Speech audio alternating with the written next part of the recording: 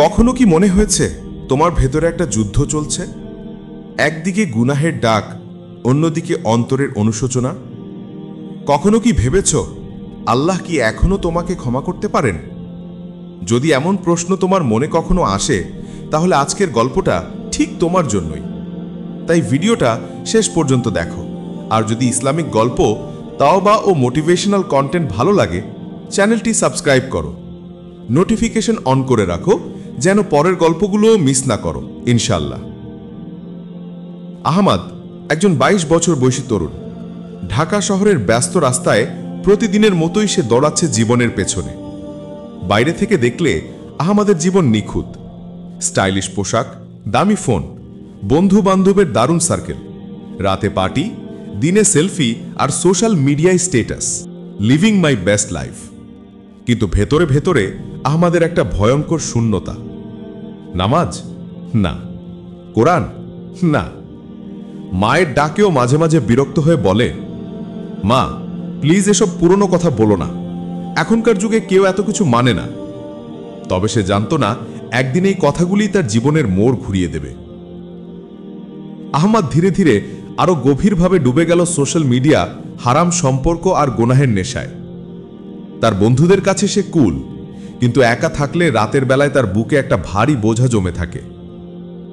এক রাতে রুমের অন্ধকারে ফোন স্ক্রল করতে করতে সে হঠাৎ এক ভিডিওতে ক্লিক করল। একজন আলেম বলছিলেন, যখন তুমি গুনাহ করতে করতে ক্লান্ত হয়ে যাও, তখন বুঝবে আল্লাহ তোমাকে ডাকছেন।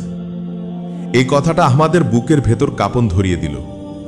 তার চোখে পানি চলে এলো, কিন্তু সে দ্রুত চোখ মুছে ফেলল, যেন কেউ দেখে ফেললে হাসবে। সেই রাতেই সে মনে মনে বলল, আমি বদলাতে চাই, কিন্তু পারব তো? পরদিন সকালে আহমদ নামাজের আজান শুনল। সাধারণত সে এই সময় হেডফোন লাগিয়ে গান শুনত, কিন্তু আজ কেমন যেন মনে হলো এই আজানটা শুধু মসজিদের নয়, তার অন্তরের দরজায় ধাক্কা দিচ্ছে।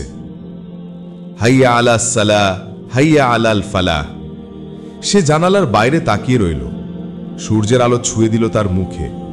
তার মনে হলো হয়তো আল্লাহ বলছেন, ফিরে এসো আহমদ, আমি এখনো তোমার রব। সেই দিনই বহু বছর পর আহমদ প্রথমবার নামাজের জন্য উঠে দাঁড়ালো। রুকু আর সিজদায় যখন সে মাথা রাখল, চোখের পানি গড়িয়ে পড়ল। তার মনে হচ্ছিল সে যেন হারানো শান্তি ফিরে পেয়েছে। বদলানো সহজ নয়। বন্ধুরা হাসাহাসি শুরু করল, এই যে নামাজি হয়ে গেলি নাকি?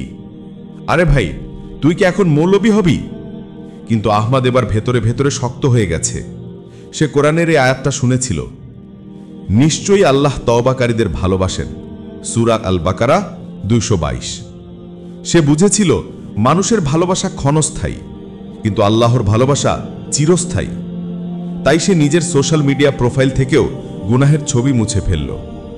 ফোনে ইসলামী লেকচার শুনতে শুরু করল, আর প্রতিদিন মাকে সময় দিতে লাগল।